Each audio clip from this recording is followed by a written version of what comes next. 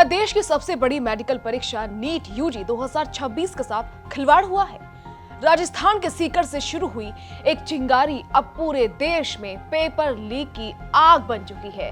30 लाख में सौदा, व्हाट्सएप पर पेपर और कई राज्यों में फैला करोड़ों का ये काला नेटवर्क। नमस्कार, मैं खुशी चौधरी और आप देख रहे हैं एबीपी लाइव। नीट यूजी 2026 परीक्षा को लेकर पेपर लीक का गंभीर मामला सामने आया है। आरोप है कि परीक्षा से पहले ही प्रश्न पत्र कुछ लोगों तक पहुंच गया था और इसके बाद ये मामला धीरे धीरे कई राज्यों तक फैल गया। इस पूरे मामले की जांच अब केंद्रीय एजेंसियों को सौंप दी गई है और सीबीआई इस केस की तह तक पहुंचने की कोशिश कर रही है।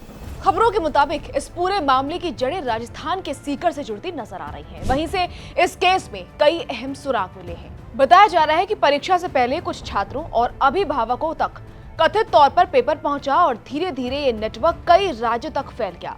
जांच में जो सबसे बड़ा नाम सामने आया है वो है गुरुग्राम से जुड़ा एक डॉक्टर। आरोप है कि इसी डॉक्टर से राजस्थान के जमवार रामगढ़ के रहने वाले दो भाइयों ने करीब 26 और 27 अप्रैल के बीच लगभग 30 लाख रुपए में नीट का पेपर खरीदा था। इसके बाद जो जानकारी सामने आती है वो और भी चौंकाने वाली है। बताया जा रहा है कि इनमें से एक भाई ने ये पेपर अपने बेटे को दिया जो सीकर में रहकर मेडिकल प्रवेश परीक्षा की तैयारी कर रहा था और यहीं से शुरू होता है इस पूरे नेटवर्क का फैलाव। खबरों के मुताबिक 29 अप्रैल तक ये पेपर कई बाकी छात्रों और उनके अभिभावकों तक भी पहुंच चुका था।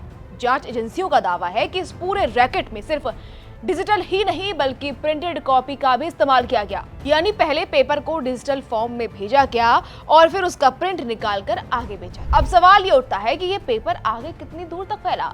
तो जांच में सामने आया कि व्हाट्सएप और टेलीग्राम जैसे प्लेटफॉर्म्स के जरिए ये कथित पेपर तेजी से अलग अलग राज्यों में शेयर किया गया और यहीं से इस पूरे मामले का नेटवर्क बनता चला गया। खबरों के मुताबिक इस पूरे सिंडिकेट का कनेक्शन सिर्फ राजस्थान तक सीमित नहीं था बल्कि हरियाणा, महाराष्ट्र और उत्तराखंड तक इसकी कड़ियां जुड़ती नजर आ रही हैं। इसी दौरान एक और बड़ा नाम सामने आता है नासिक से गिरफ्तार एक आरोपी शुभम खैरनार का।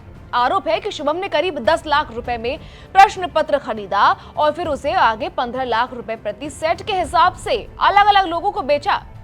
यानी साफ है कि ये सिर्फ पेपर लीक का मामला नहीं बल्कि एक बड़ा पैसा कमाने वाला नेटवर्क बन गया था जिसमें हर स्टेप पर कीमत बढ़ती जा रही थी। शुभम के बारे में बताया जा रहा है कि वो आयुर्वेदिक चिकित्सा से जुड़ा हुआ है और नासिक में एक मेडिकल प्रवेश परामर्श केंद्र भी चलाता था।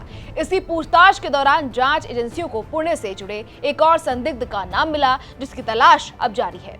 अब अगर इस नेटवर्क की रेंज की बात करें तो मामला सिर्फ महाराष्ट्र या राजस्थान तक सीमित नहीं रहा। जांच में जो बातें सामने आ रही हैं उनके मुताबिक ये पूरा नेटवर्क हरियाणा, राजस्थान, महाराष्ट्र, आंध्र प्रदेश, कर्नाटक और यहाँ तक कि केरल तक फैला हुआ बताया जा रहा है। इसी बीच ये भी दावा किया जा रहा है कि पेपर लीक के बाद कुछ सेट नासिक से लातूर जैसे शहरों तक भी पहुंचाए गए जहां कोचिंग और कंपटीशन एग्जाम का बड़ा बाजार माना जाता है। अब सबसे बड़ा सवाल यह है कि आखिर ये पेपर लीक हुआ कैसे? तो जांच में सामने आया एक और चौंकाने वाला एंगल। कुछ रिपोर्ट्स के मुताबिक ये शक जताया जा रहा है कि ये पेपर सबसे पहले नासिक से जुड़े कुछ कोचिंग नेटवर्क या संपर्कों के जरिए बाहर आया और फिर धीरे धीरे अलग अलग राज्यों में फैलता चला गया। राजस्थान एसओजी के अधिकारियों के मुताबिक ये भी आशंका जताई जा रही है कि इस पूरे नेटवर्क में एजेंट्स और लोकल कॉन्टैक्ट्स की बड़ी भूमिका रही है जिन्होंने इसे आगे फैलाने में मदद की। और दिलचस्प बात देखिए क्या है, जिन परिवारों पर शक की सुई घूम रही है उनमें से कुछ के पिछले साल भी नीट में बच्चों के चयन का रिकॉर्ड सामने आया है जिससे जांच एजेंसियां और भी गहराई से इस एंगल को खंगाल रही हैं।